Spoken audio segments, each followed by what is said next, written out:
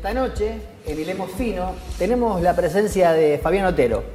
Entre otras cosas, es licenciado en Ciencias de la Educación, tiene un doctorado en la Universidad de San Andrés y también es supervisor del gobierno de la ciudad en gestiones privadas. ¿Cómo estás, Fabián? Bienvenido. Bien, buenas noches. Bueno, como presentaba Mecha hace instantes, la idea es que nos cuentes un poquito acerca de estos cambios en la currícula. Fue una semana movida, ¿no? Los cambios de la currícula me parece que hay que ponerlos en el contexto de la reforma que produce la Ley de Educación Nacional en el año 2006.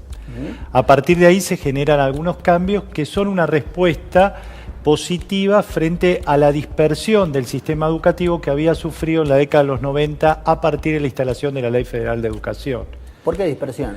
Porque la clásica escuela secundaria, donde los que tenemos más de 30, 40, 50 nos educamos, a partir de la reforma del año 93, quedó dividida en una EGB3 y un polimodal. Pero en realidad esto no se implementó en las 24 jurisdicciones. El mapa de nuestro país estalló en modelos de escuela secundaria muy distintos. De hecho, hubo provincias como la ciudad de Buenos Aires o la provincia de Neuquén que este modelo de EGB3 y polimodal no lo aplicaron. Siguieron con la tradicional escuela secundaria fundada por Mitre en el siglo XIX. Estos cambios, no sé si la palabra se afecta, pero ¿en qué modifica a las distintas orientaciones, por ejemplo? En realidad, los cambios tienen que ver con pulsar más la realidad actual. Es decir, nosotros asistimos a primero una rotación muy fuerte del modelo de escuela secundaria para algunos. Bourdieu habla de los herederos. La escuela secundaria nació para seleccionar a los mejores, que era la clase dirigente que iba a seguir sus estudios en la universidad y era la que iba a manejar los destinos de un país. La mayoría de los países centrales en la segunda mitad del siglo XX comenzaron a hacer obligatorio el tramo total de la escuela secundaria. Latinoamérica empieza tímidamente, entrando el siglo XXI, a hacer obligatorio el último tramo de la escuela secundaria, es decir, los últimos 3 años. Hasta ahora, lo central es quebrar este modelo, que este modelo no es que el mundo adulto le da a los pibes, a las nuevas generaciones le regala la escuela secundaria, sino que el mundo adulto reconoce a estos chicos como sujetos de derechos y que tienen que recibir como sujetos de derechos una educación por 5 o 6 años de excelente calidad. Y todos tienen que estar en la escuela, todos y todas en la escuela, para continuar sus estudios superiores, para insertarse en el mundo laboral y para participar activamente en el cambio de una sociedad más justa. Entendiendo esto, esta reforma tiene que ver con una liberación. Tiene que ver con que el mundo adulto y la clase política se convierten en garante de los derechos de que los chicos estén dentro de la escuela. Está bien. ¿Quién decide el cambio de currícula, por ejemplo? Bueno, el cambio de currícula lo decide desde las políticas educativas concertadas que se producen entre el Gobierno Nacional y todos los ministros de educación de las 24 provincias.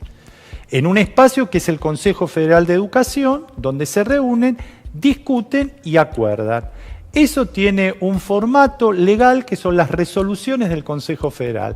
Estas resoluciones, a partir de la Ley de Educación Nacional, son vinculantes, es decir, no va a pasar lo mismo que pasó con la reforma de los 90, porque ahora hay un Estado que se hace presente, y no un Estado mínimo, sino un Estado fuerte, que dice, lo que definimos se aplica en un margen de tiempo. El caso que hoy estamos comentando es el de la Ciudad de Buenos Aires, que es una de las pocas provincias que está más aletargada con el cumplimiento de las resoluciones del Consejo Federal. Esto no pasa solamente con el cambio de la escuela secundaria, sino que también está pasando con el cambio de la formación de los docentes. Es una de las jurisdicciones que viene más lentamente con esto. Está bien. Y por el peso específico que tiene Buenos Aires, me imagino el ruido. El ruido porque, bueno, Dios sigue atendiendo en Buenos Aires, lamentablemente, pero el país no es Buenos Aires. Hay otras realidades y se pulsan los cambios de la escuela secundaria en otras realidades. Provincias históricas jóvenes, como por ejemplo las provincias del NEA, provincias muy jóvenes, están aumentando la cantidad de chicos dentro de las escuelas. Quizás no es significativo el plan Conectar Igualdad en la Ciudad Autónoma de Buenos Aires, pero en el Chaco sí. Entonces, la invitación es no miremos nuestro país, que es muy rico en diversidad, simplemente de los patrones hacia adentro de la General Paz o el Puente Pueyrredón. Se tiende a hacer eso, ¿no? Lamentablemente sí. Fabián, ¿cuál es el análisis que se hace volviendo al tema Ciudad de Buenos Aires? ¿Cuál es el análisis que se hace de la resistencia? Bueno, a ver, yo creo que todo el mundo quiere una escuela secundaria de calidad. El tema hay que discutir con todos los actores qué tiempos nos damos para construir esa escuela de calidad. Claro. Y con qué metodología vamos construyendo esa escuela de calidad. Creo que es un error, y esto hay investigaciones al respecto, donde el mundo adulto decide, con esta idea de tutelaje, sobre la vida de chicos y chicas de 16, 17, 18 años. Las reformas fracasan si no involucran también a los estudiantes. Y los estudiantes tienen que tener un espacio para opinar cómo sueñan y quieren la escuela. Los chicos en realidad piensan, y no como lo venden los medios o algunos medios que muestran simplemente cosas malas de los chicos. Miren un detalle, googleen el video Violeta, que es una experiencia concreta de una chica en una escuela secundaria que le diagnostican cáncer y que luego se reinserta en la escuela, por supuesto después de la quimioterapia, pelada. Cuando va a entrar en su aula, ¿qué encuentra? Que todos sus compañeros se raparon. Genial. Bueno, digo, confiemos más en los chicos, démosle un espacio y un tiempo para su palabra.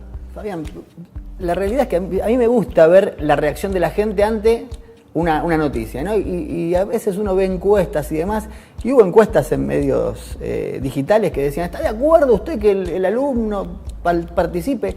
Llamativamente, las encuestas dan totalmente al revés de lo que usted está diciendo.